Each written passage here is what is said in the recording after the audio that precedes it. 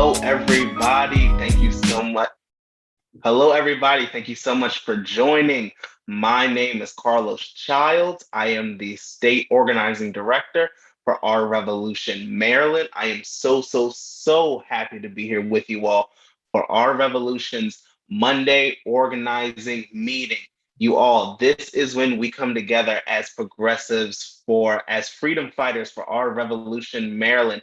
Now, before I get started here, let me do a quick little housekeeping things. I want you to go ahead and put your name and where you're tuning from in the chat so I can go ahead and shout you out, because we know this is a people-driven movement, you all. So I definitely want to shout you out for taking the time to be here with us today. So, you all, we have an amazing group of panelists speaking. We have Mbah, who's running for mayor of Somerville. We have Kahlil Seren, who's running for mayor of Cleveland Heights. We also have Savidge, who is running for his reelection of alderman in Annapolis, Maryland. Oh, I see the names coming in. What is up, Leah from New Jersey? What's up, David LeGrand from OR Howard County, one of my friends from Maryland? How's it going? Kat Lufenberg, how are you doing from Scranton? Definitely keep those names coming. Keep Khalil, wonderful. One of our speakers in the chat. How's it going? Barbara Bowers from South Carolina, Barry from Ohio, Dan from Texas. Keep those names going. And while you all are doing that, just a little bit about what's going on today. You all, we have an amazing group of panelists here. You all, I will go back over that in 1 second. But you all, this is our 5-year anniversary of our revolution coming up, you all. That means that this movement has been going on for 5 years. It's hard to look back and imagine that 5 years ago, we were right there with Bernie Sanders saying, what's the solution? It's our revolution, you all. So before we get into everything, I see a few more names coming in the chat. Woo, you all are coming in strong. We have Gene coming in from Gene and Alvin coming in from Texas, just south of Houston. Well, what's up? Hello, Miss Staggers from Arizona, Ann from San Antonio, Mary Ann from South Portland, Maine. Oh, that's one of my favorite vacation spots. So glad to see people tuning in from there. What's up, Terry from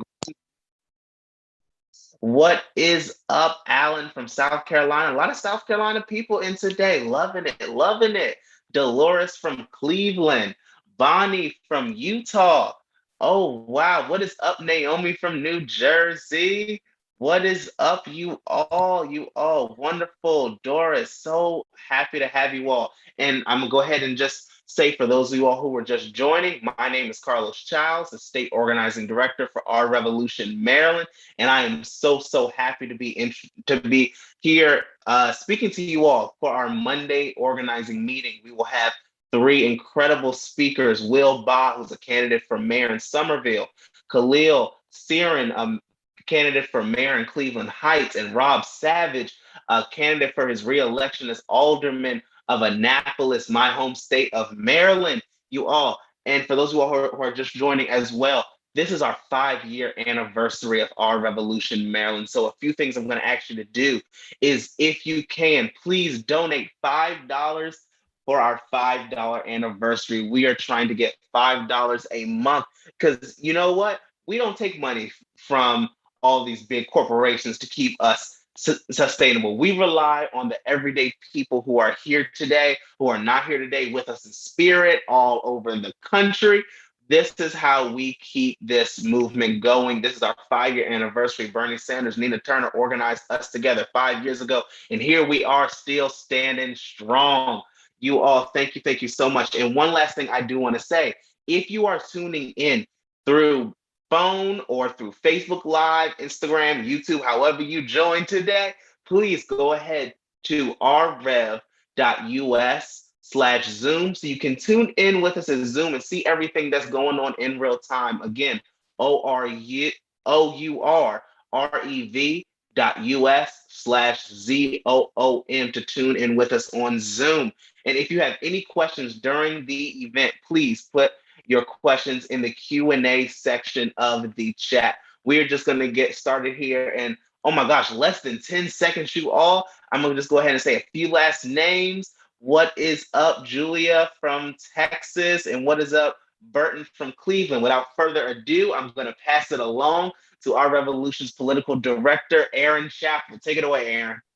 Thank you, Carlos. And welcome everybody to Our Revolution's Monday night National Organizing to Win call. We meet here every Monday. Like Carlos said, I'm Aaron Chappell. I'm the National Political and Policy Director with Our Revolution. And I'll be your co-host tonight, along with our digital coordinator, Kara Freibaum. So 5 years ago this month, Bernie started Our Revolution to organize everyday Americans to stand up and say, enough is enough to the profit-driven corporations who seek to destroy our people and our planet. 5 years ago, since August 2016, thousands of our members across America have gone forth in their communities to organize and mobilize their friends and neighbors to transform the world as it is into the world as it should be. And over the past 5 years, our movement is making a difference. Because of us, issues like Medicare for All, the Green New Deal, and the Fight for 15 have gone from being pipe dreams to being in the mainstream. That's right, Kara. And we're making a real difference because we're organizing from the bottom up. We believe people have more power when they act collectively instead of when they're left out there alone. That's why our theory of change starts with building strong state and local Our Revolution chapters who are committed to doing 4 things. 1, holding politicians accountable. 2, electing progressive champions at every level. 3, fighting for progressive policies. And 4, building a progressive Democratic Party. The bottom line, our members are on a mission. You can find out every week about the transformative work our members are doing by reading our email newsletter, The Revolution Report, which is sent out every Saturday and again on Mondays. There's the link being shared in chat if you want to find out how to access that. Tonight, we'll be celebrating our work to elect progressive champions and build strong groups at every level of government over the past 5 years. Last week, we heard from San Francisco District Attorney Chesa Boudin on how he's reforming the broken criminal justice system in the city by the Bay and fending off recalls by the gig economy tech titans that he's holding accountable. We heard from Jumaane Williams, New York City's public advocate, on big electoral wins the progressive movement has made in New York City. And we heard from Mark Elrich, the executive of Montgomery County, one of America's largest and wealthiest counties, about his efforts to make housing more affordable. So local jurisdictions like these are testing grounds for progressive policies that can then serve as models across the country and at the federal level. So that's why electing progressives to local office is so important. Bernie started his political career at the local level as mayor of Burlington. And tonight we're featuring 3 candidates running in citywide races. Mbah, who's running for mayor of Somerville, Massachusetts, Kahlil Seren, candidate for mayor of Cleveland Heights in Ohio, and Rob Savidge, who's running for re-election to the city council in Annapolis, Maryland. If you have a question for any of our guests and you're on the phone, just press *3 and operator will take it down.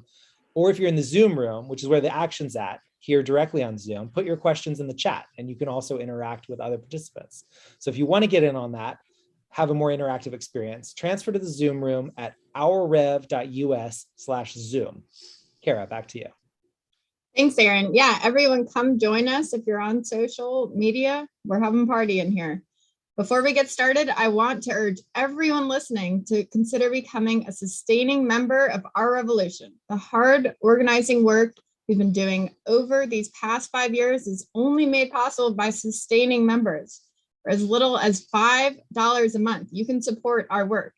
Use the link in the chat to sign up, rrev.us/2021 member. Or if you're on the phone, press *3 and an operator will take your information. So over the past 5 years, we've elected more than 700 progressive champions up and down the ballot, from school boards to city council to state legislatures to the US Congress. We've elected bold progressives to Congress like AOC, Marie Newman, Mondaire Jones, Rashida Tlaib, Cori Bush, and Jamal Bowman.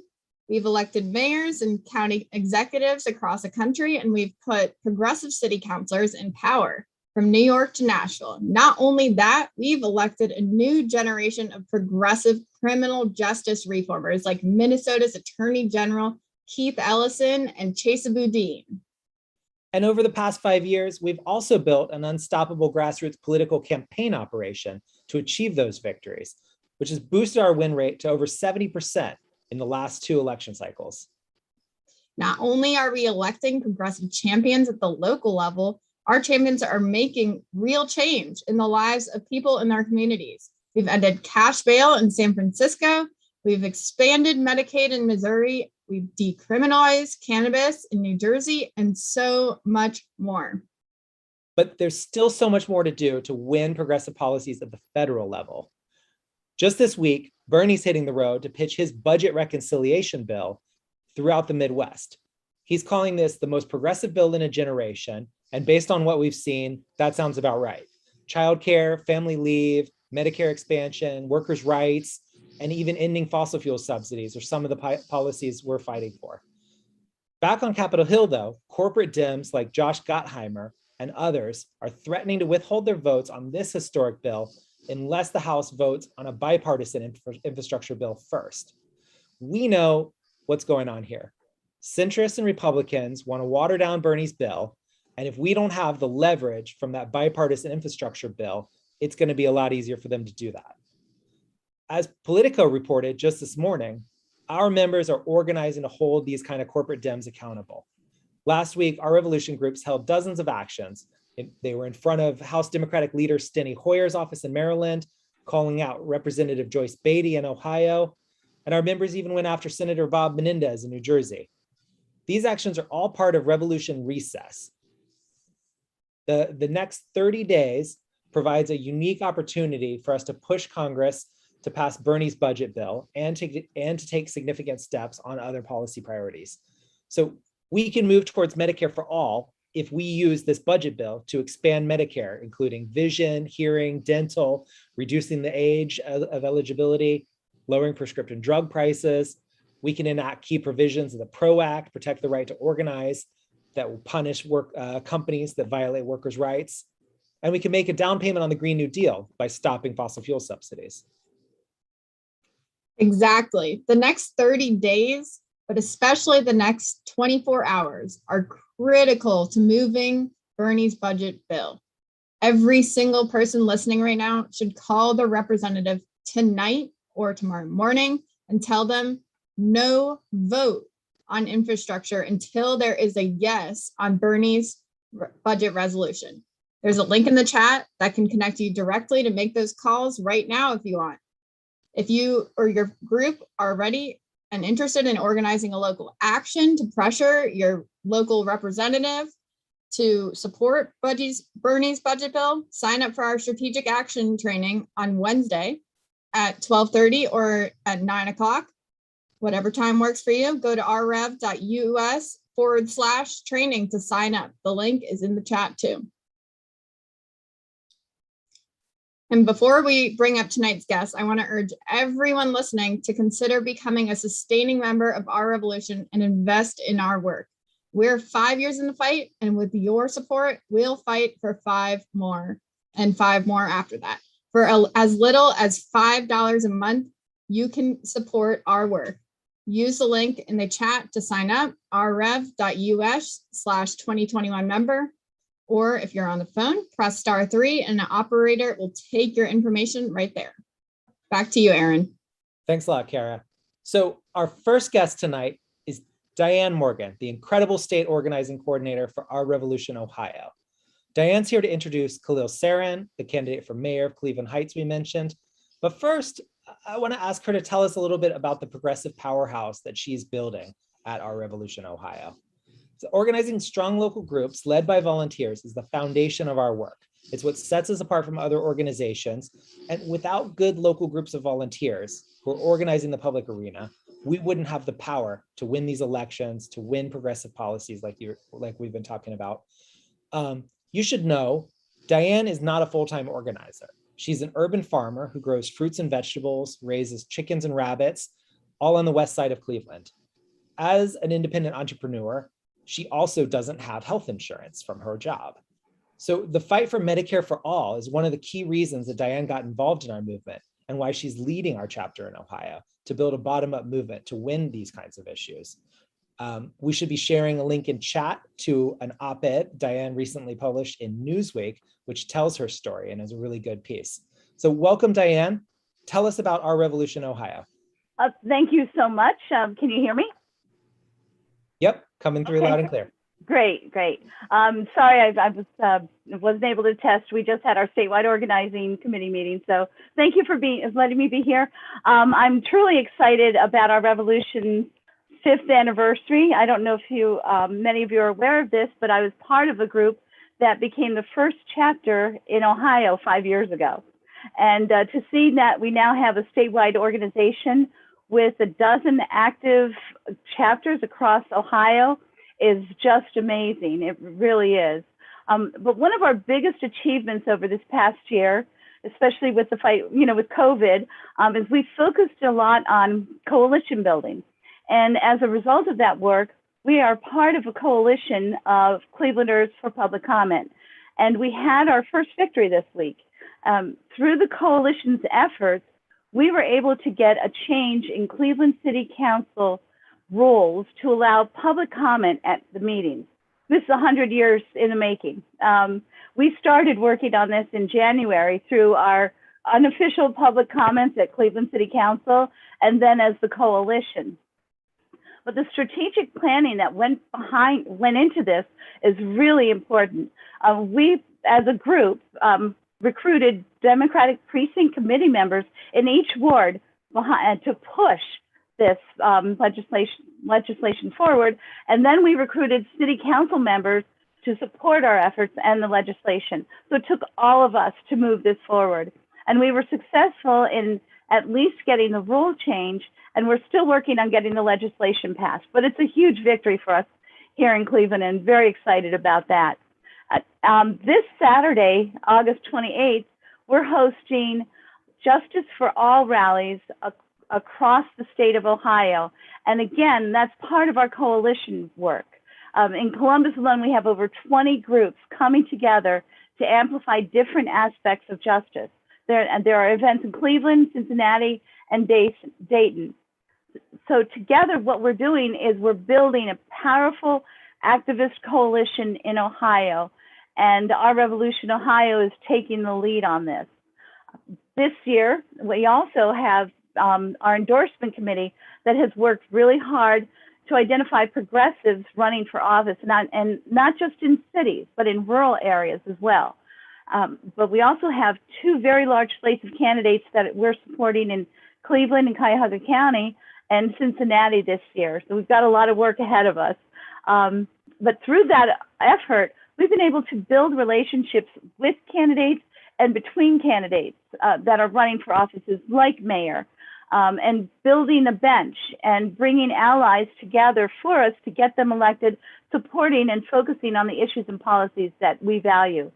So one of the things that we're excited about in Cleveland in November is we have a really important ballot initiative that will codify the consent decree that's expiring in Cleveland, and it will ensure that citizens are part of the oversight of the police department. As we've seen, police can't police themselves. So after the murder of Tamir Rice and so many others here, we were forced to have the consent decree, and again, it'll be expiring. So we're going to be working really hard to help get that passed. Another thing that we're working on is a bail reform legislation at the state level with the ACLU. And of course, we can't forget fair districting. So I'd encourage anybody in Ohio, find the fair districts meetings. They're happening now. And please get to them and public comment on them. Well, lastly, we've got over 1,000 people who volunteer to help us in our efforts to elect Nina. And many of them are still engaged with us moving forward. And we're looking forward to just expanding even more across Ohio. So I'm running out of breath here because I get so excited about what we're doing here. But speaking of progressive champions, it is my honor tonight to introduce Khalil Seren, who is currently the VP of the Cleveland Heights City Council and he is running for the mayor of Cleveland Heights, which is historic in itself. It's come about through ballot initiative. The citizens said they wanted a mayor, and so he is running to be the first mayor of Cleveland Heights in 100 years. He is an Our Revolution member. Khalil is one of us. He is running to be the first directly elected mayor, and in that century, to create a healthy, open, prosperous, equitable, and safe Cleveland Heights. And it's my honor tonight to introduce Khalil and to announce that we are endorsing him in his race for mayor. So Khalil, tell us a little bit about yourselves and what your plans for Cleveland Heights are.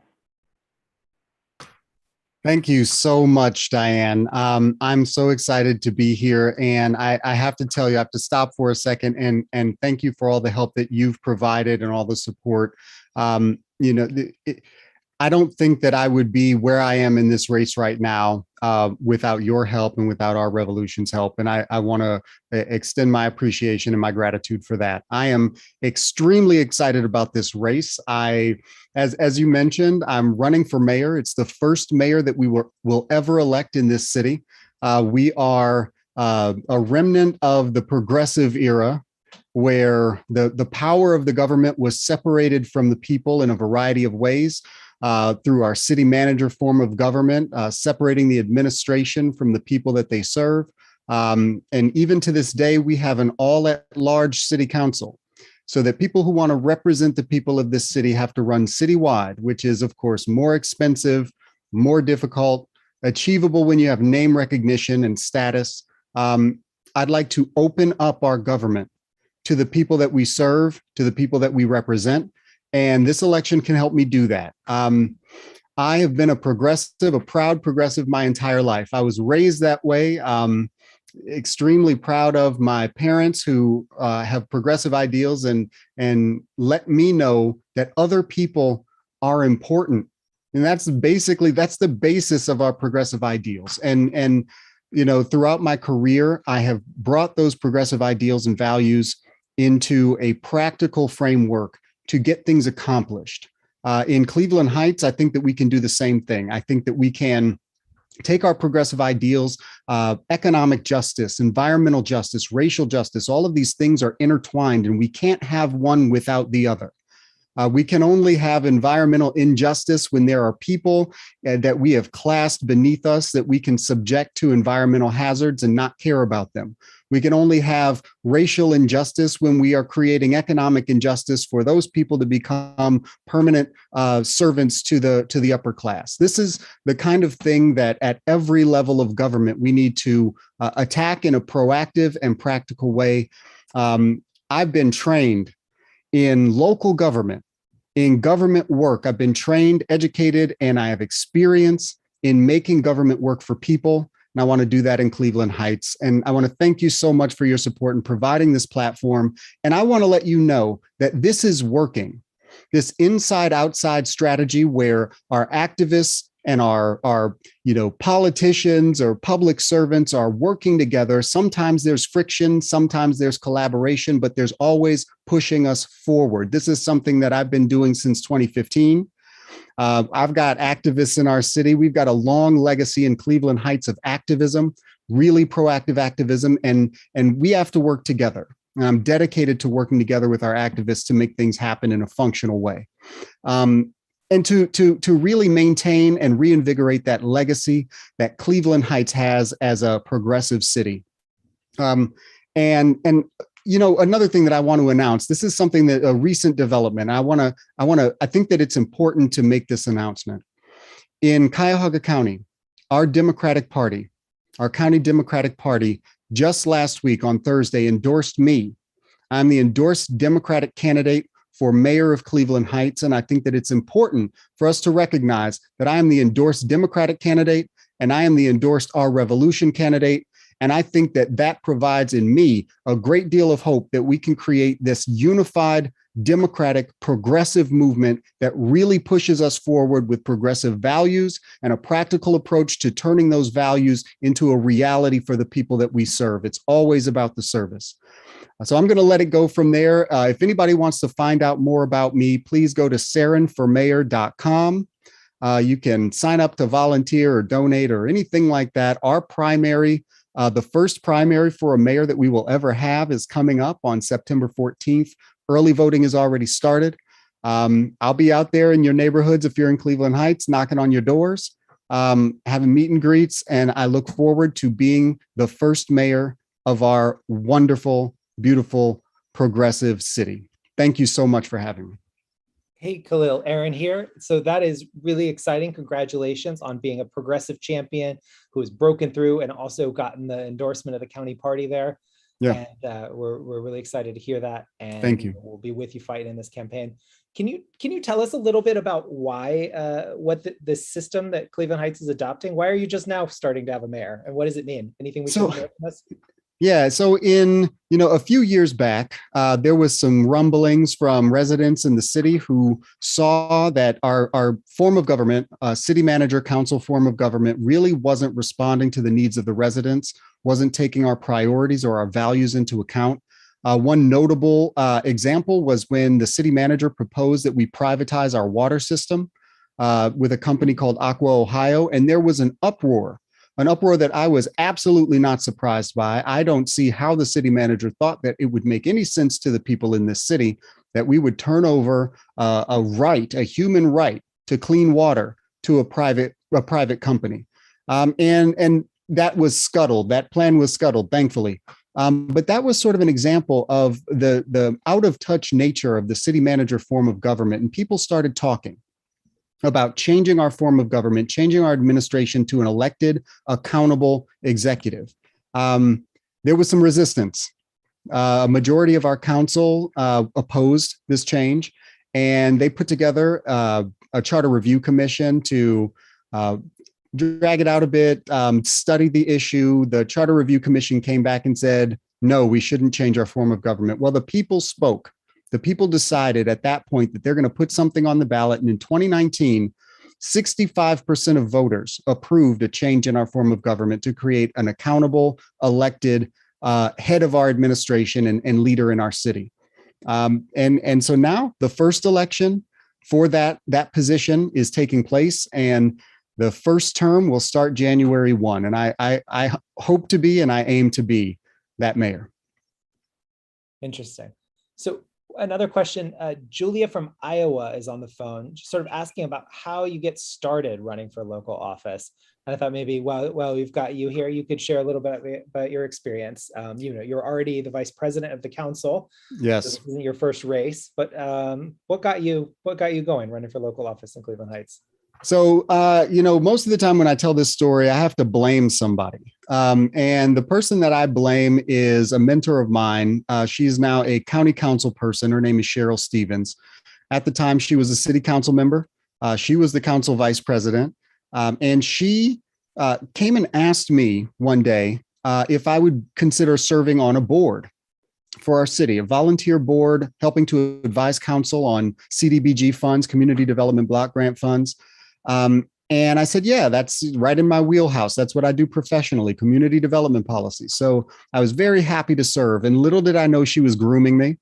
It was never my intention to run for any elected office or be a politician or elected public servant. But a couple of years later, she came back to me and said, we've got a vacancy on council. Would you consider applying?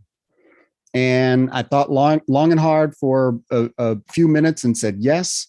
Applied. They appointed me. I had to run immediately that year. It's a daunting task when you have no political experience. I'd never worked on a campaign before. I'd done rallies, I'd given speeches, but I had never worked in electoral politics before. So it was scary. It was worrisome. I didn't know what I was doing. There are resources out there, either with your county party potentially or other activist groups. Our Revolution has a great deal of knowledge about how to functionally run, setting up a bank account, making sure that you're doing things properly with campaign finance, setting up your core team of people who can help you, your treasurer, your campaign manager, your volunteer coordinator, all of those things. Getting that kind of help is crucial. Learning the ropes before you start, maybe working on somebody else's campaign and just seeing how they do it. that's helpful too. So give that a shot. Do some reading, read the law, read your campaign finance requirements, because that's where people get tripped up.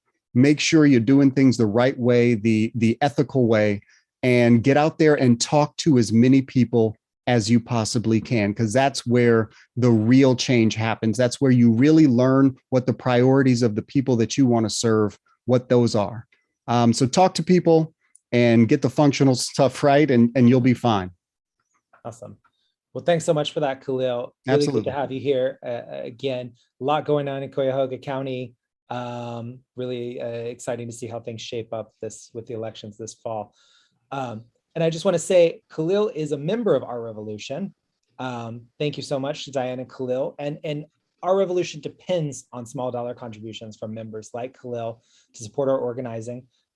If you want to have more progressive elected officials, join Khalil, join Our Revolution, become a movement builder tonight.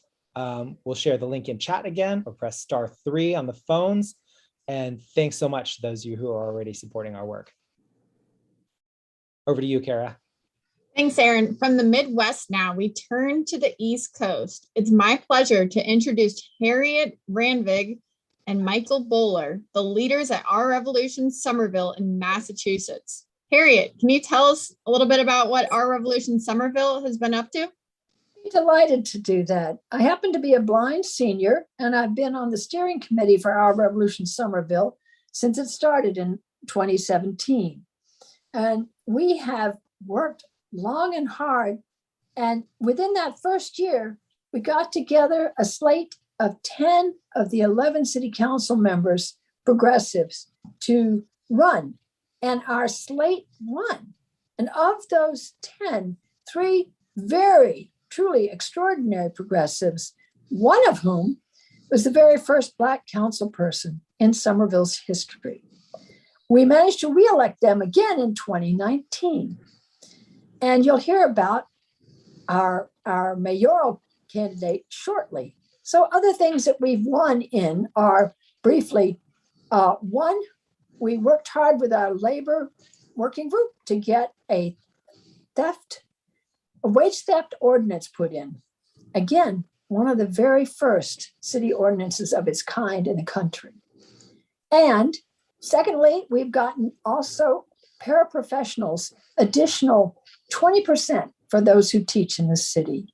And we have been fighting to get community benefit agreement and won in one of our big developments here in Somerville, called Union Square. And with that, I'd like to turn it over to Michael Bowler. Great. Thank you so much, Harriet, for that. And thank you so much, Our Revolution National, for having us on tonight. I really appreciate it. So I'm Michael Bowler. I'm also a member of the Our Revolution Somerville Steering Committee in Massachusetts. And I'm really honored here tonight to introduce you to Will Mbah, our current city councilor, who's running to be our next mayor. As the only person of color on our city council, Will has been a champion for progressive issues around housing, racial, and environmental justice.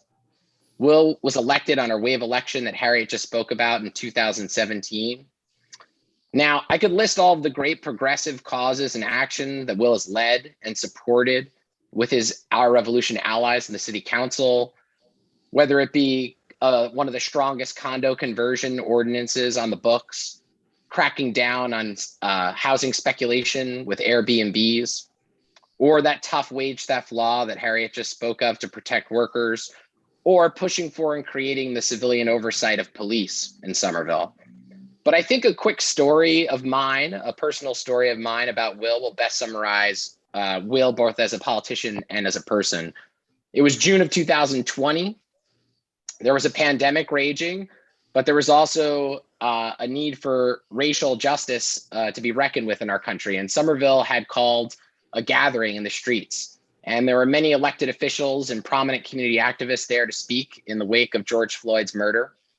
And at the same time, there had been a long struggle in our community, like Harriet spoke of, by our paraprofessionals, our teacher assistants in our school that were being paid an embarrassing $20,000 a year starting wage, which in Somerville, which is one of the most expensive cities to live in, it's really a disgrace, and one that claims to be progressive.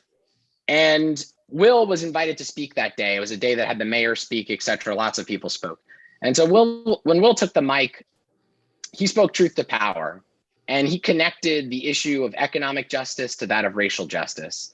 And he spoke to this audience and pointed out that we need all of these reforms with police and in our community, but also we need to see the fact that this paraprofessional fight is also an issue of racial and economic justice. The majority of paraprofessionals in Somerville were women of color, and they made up the majority of diversity in our public schools. And Will brought that to the forefront and said, if we really care about racial justice in this community, we need to pass a living wage for these workers. And not only that, but he took a stand. And with the mayor sitting very close by, he let him know that night he would not vote for any city budget that didn't include a living wage for paraprofessionals. He put his foot down, made a bold public statement, connected the issue rightly to racial justice, and lo and behold, a few days later, there was a new contract. Paraprofessionals got a 20% living wage increase. And that's why I respect Will. And that's why we need Will here in Somerville as our next progressive mayor. And it's my honor as a part of Our Revolution Somerville. We were proud to endorse him as a local group, and Our Revolution Massachusetts just recently endorsed him. And I'm excited to introduce you to him tonight. Please welcome Will.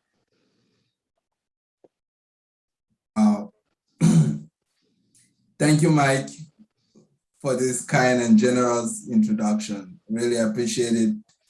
So glad to have you by my side, and Harriet, and also our Revolution team. Thank you also to our Revolution for having me here tonight, and happy anniversary. It's really exciting. I can't believe it's been 5 years.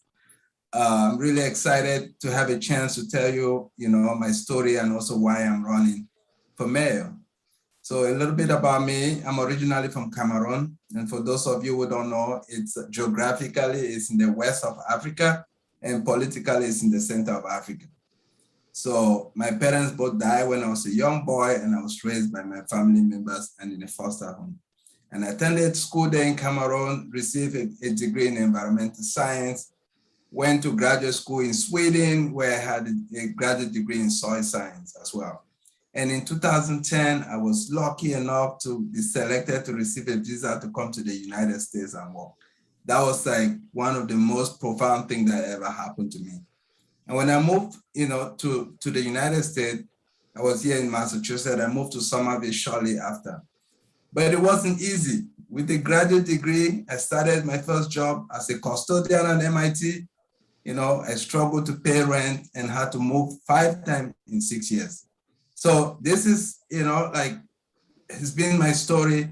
It wasn't easy, but I fell in love with this community, a community that I saw that also gave me so much. So I was eager to participate, in it. So I started my community organization, became a citizen in 2015, and then Bernie showed up in 2016. I got inspired, campaigned for him fiercely, and also attended our Revolution meeting in 2016, where I actually met Mike, and he stuck with me since then.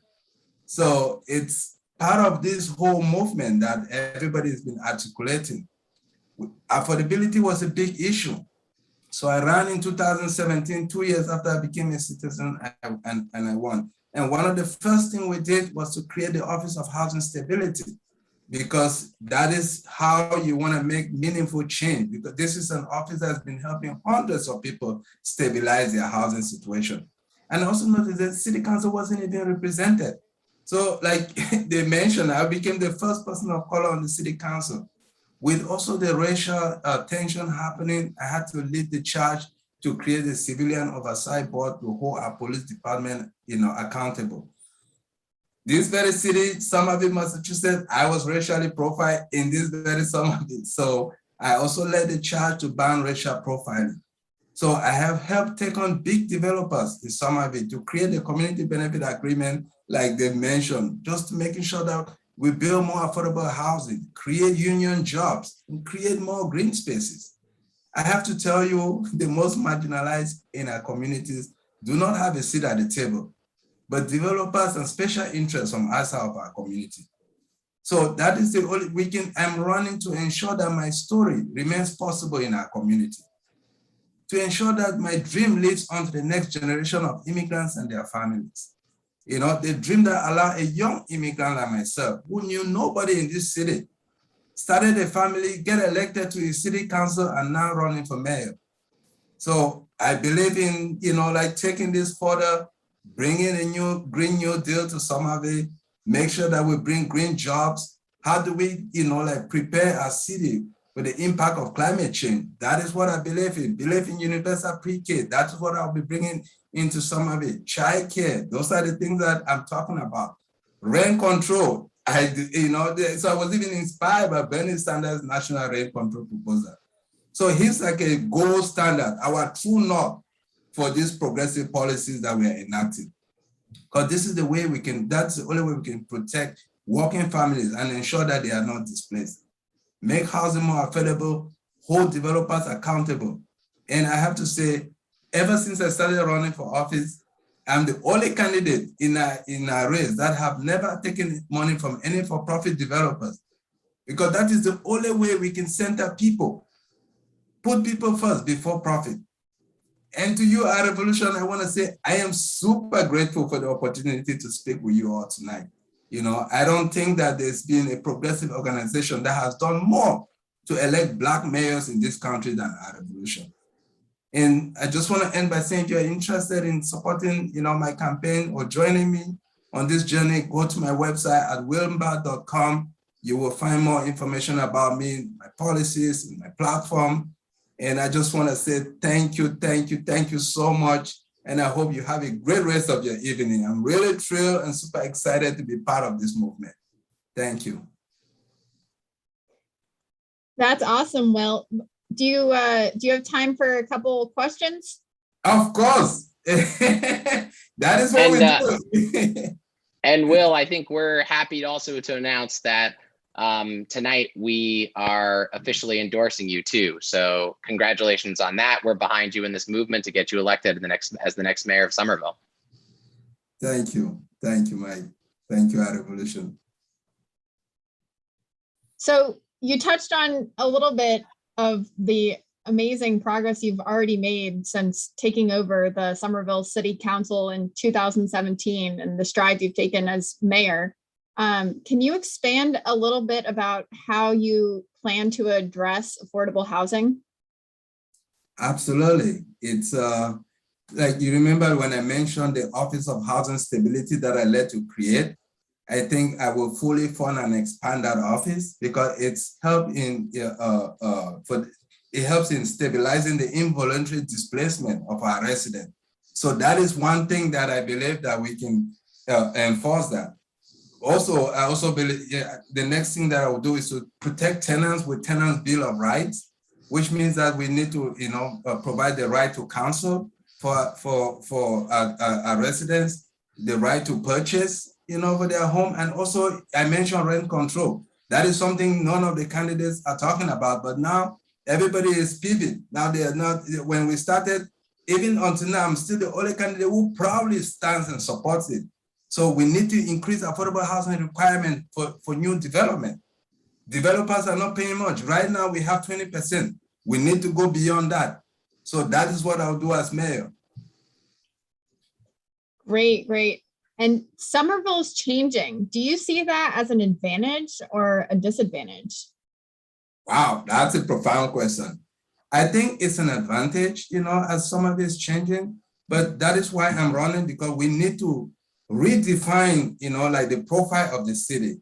It's a new city. It's a lot of young people, a lot of renters, you know? And I also think that we also need to press pause, because I have said that when you build a city for families, families are going to come. If you build it for bikes, bikes are going to come. Build it for cars, cars are going to come. So right now, we are not building Somerville for families. I'm a parent. I have 2 young kids, one in public school. So we need to incentivize families to move into the city. That's why, you know, I'm talking about universal pre-K and child care, you know, because that is the only way we can incentivize families to come to the city. So we cannot leave people behind, especially a marginalized group that don't even understand what is going on. Every single day they get displaced all the time. So we need to make sure that working families, have been here for generations should be able to afford to live here. Great, great. Thank you so much for joining us. And thank you, Harriet, Mike, and Will. We look forward to seeing the good work we know you're going to do in Somerville. These past 5 years, we've been doing critical organizing to elect a new generation of progressive champions, and we can only win with your support.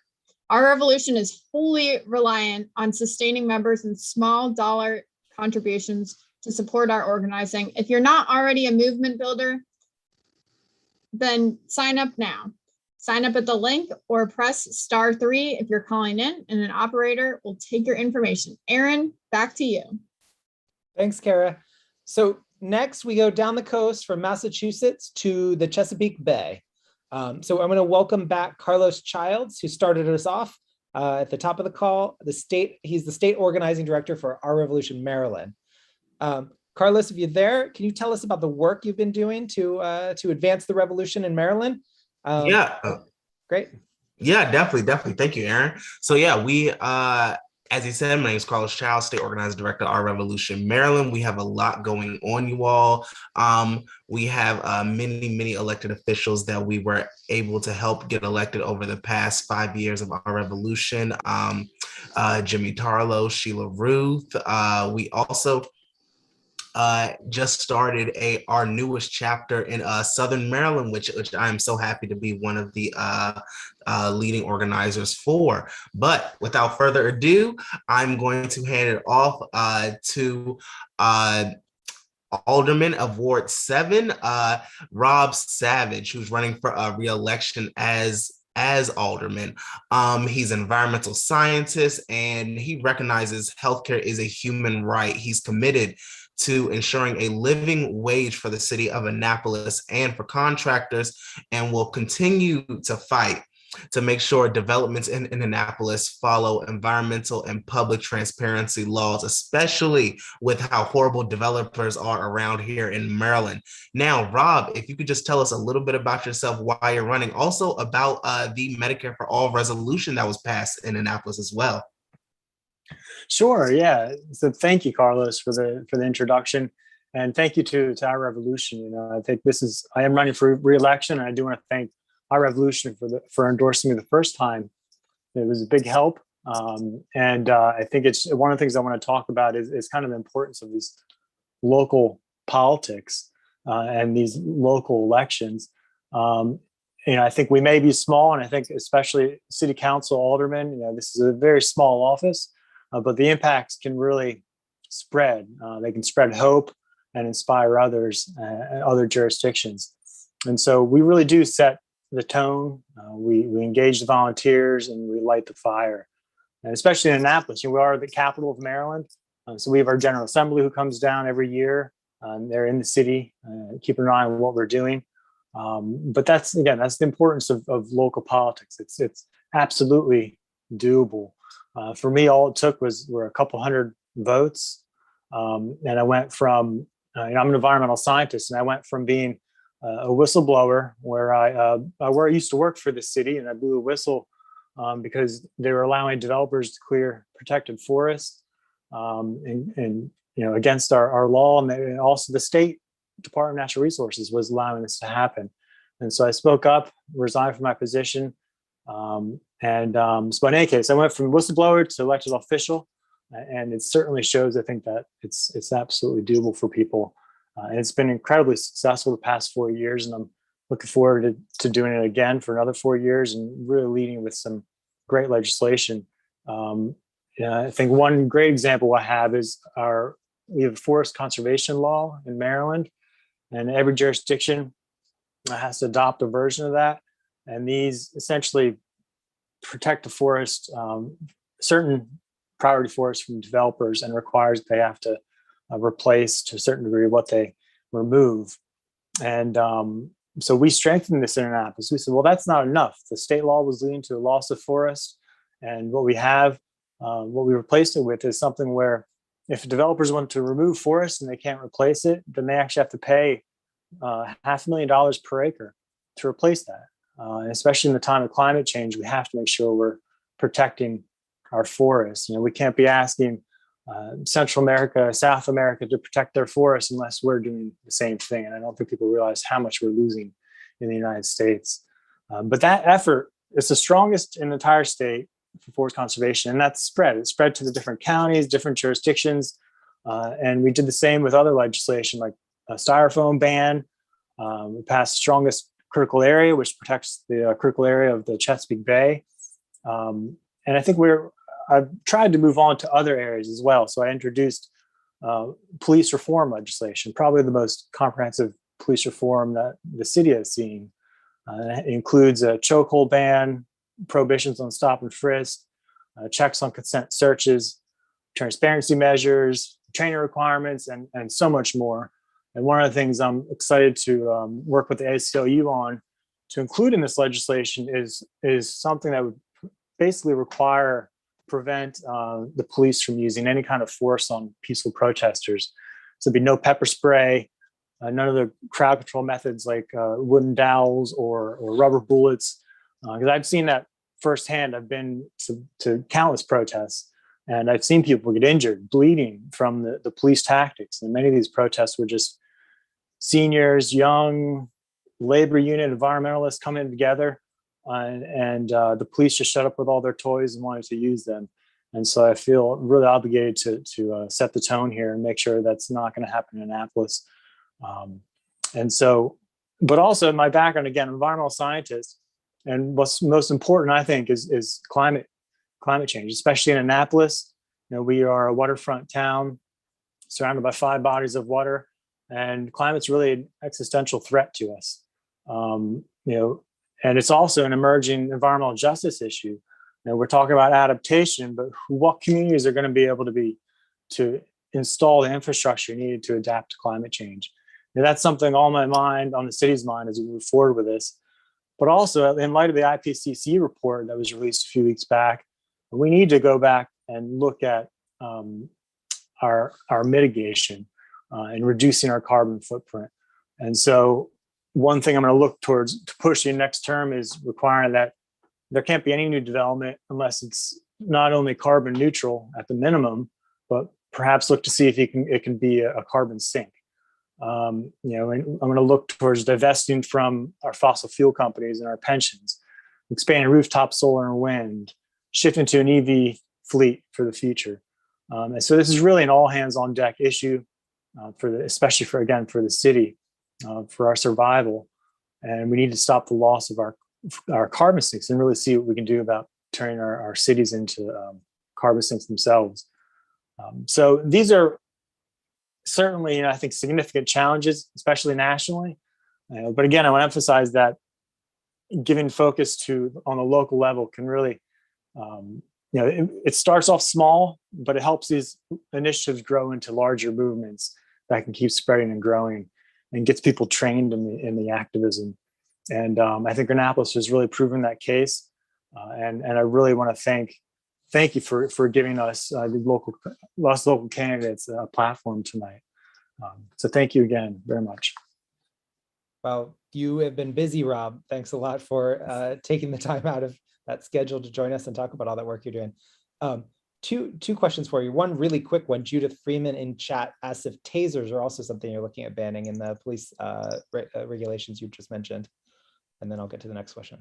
That's a good question. We weren't looking to ban them, but we are looking to add some restrictions on their use as well and make sure we have a clear policy in place. Yeah, obviously we've all seen problems with taser use too, right? And then I wanted to come back to the Medicare for All resolution that Annapolis passed, joining 2 of the largest counties in Maryland as well, who also passed resolutions. Obviously, Medicare for All doesn't happen at the city or county level. So can you tell us a little bit about what's that all about? You sponsored the resolution in Annapolis. Why is it important for us to pass?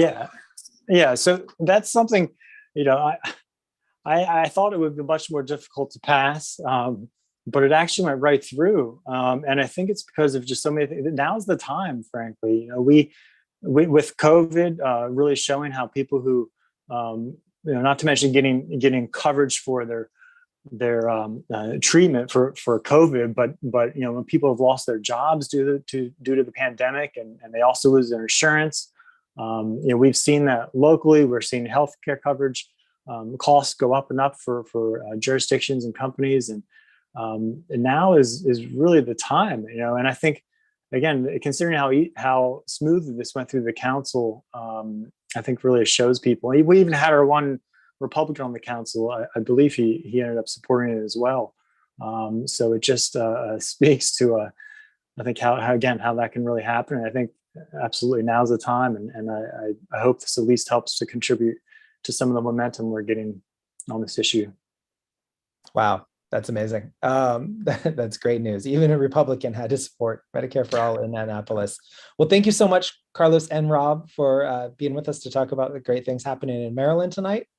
I'll also shout out to Judith in Newton, Massachusetts, Judith in Arizona, and Julia in Austin, who all became donors tonight.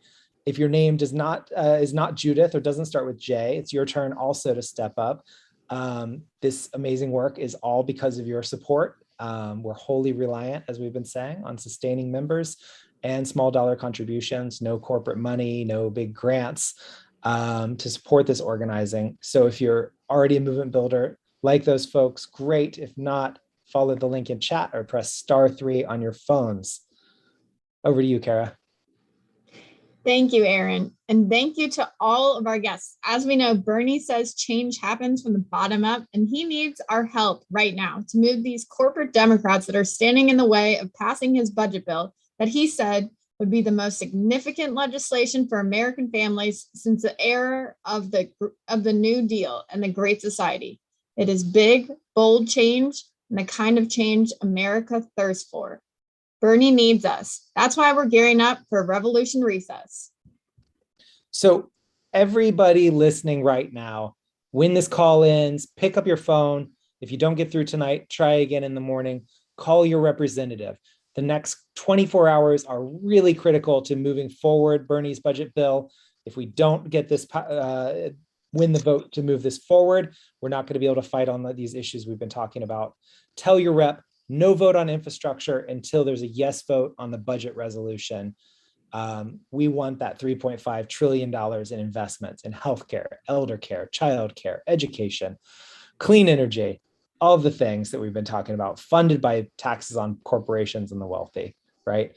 This is something we can actually achieve now. The link is in the chat, or if you already know how to call your representative, you don't even need the link. You can just pick up the phone. And then if you or your group is interested in the next 30 days, in the next couple of weeks, especially in planning actions to pressure the Democrats who need to be pressured on those issues, sign up for our strategic action training Wednesday at 12:30 Eastern or 9 p.m. Eastern.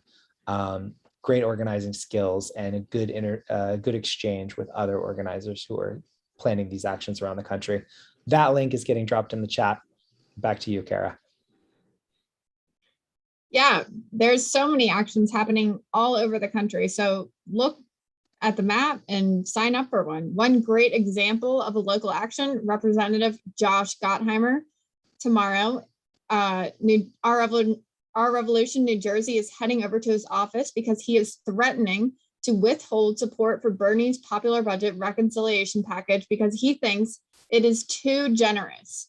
Instead of passing a bill that could improve and expand healthcare, rebuild unions, end fossil fuel subsidies, and ensure a pathway to citizenship, he is putting tax breaks for the wealthy and bipartisanship ahead of the needs of working people. Join Our Revolution New Jersey outside Rep. Gottheimer's office in Glen Rock, New Jersey, to demand that he does not stand in the way of progress.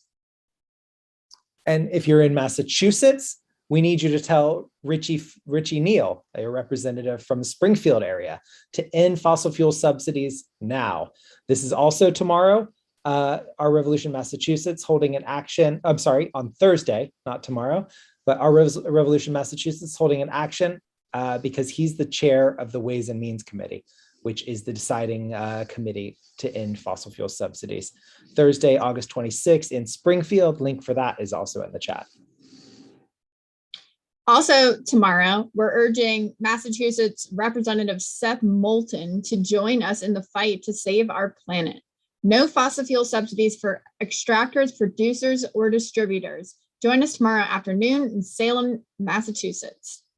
And in Virginia, you can take action there too. We have a message for Senators Tim Kaine and Mark Warner at their offices in Richmond, Virginia. We expect our Democratic senators to support Democratic policies and programs, support Bernie's reconciliation package. It's supported by Bernie and it's supported by Biden. It's supported by the Democratic leadership. Don't stand in the way and don't stand for bad faith negotiations. Get behind the budget deal. RSVP to that in the chat. And join Our Revolution Maryland Wednesday as we discuss how our state treasurer and comptroller can greatly reduce Maryland's consumptions of fossil fuels and invest in clean, green energy and responsible corporations. Link in the chat too. In South Carolina, Our Revolutions chapter there is focusing on James Clyburn, one of the leaders of the Democratic delegation in the House. We need members of Congress and senators to take action on all the things we're talking about. We need leaders like Clyburn to make sure they're standing up. So again, call on, join folks in South Carolina to call on Clyburn to support the Bernie Sanders budget. Link for that is in the chat. And democracy also happens to be on the line as we speak too. Voting rights are up in the air right now. And Martin Luther King's anniversary of the iconic March on Washington is this Saturday. And we're welcoming the participation of all justice groups. There's a rally in Ohio. I think I saw one in Texas, and we're joining the rally in DC. And we're highlighting the intersections of all 6 pillars of justice: social, environmental, political, economic, racial, and international. This includes the need to pass Senate Bill 1, the For the People Act, and Senate Bill 4, the John Lewis Voting Rights Act. Time is running out for Congress to pass these and other critical bills, such as the budget and infrastructure bills that continue to bend the arc of justice. The Columbus event is a part of statewide Justice for All Day of action along Route 42 from Cincinnati to Cleveland. Rain or shine, we'll see you there. All right, well, thanks to everyone for joining us tonight. A special thanks to our volunteers, our donors, to Kara for co-hosting for the first time, and to everybody who signed up tonight to be a sustainer. We've accomplished so much together over these past 5 years, and we're going to keep doing great things over the next 5. Very excited to see what happens in the next 24 hours and the next 30 days too. None of this is possible without you. So before we sign off, let's do our chant. When we organize, we win. When we organize, we win. One last one. When we organize, we win. Good night, everybody.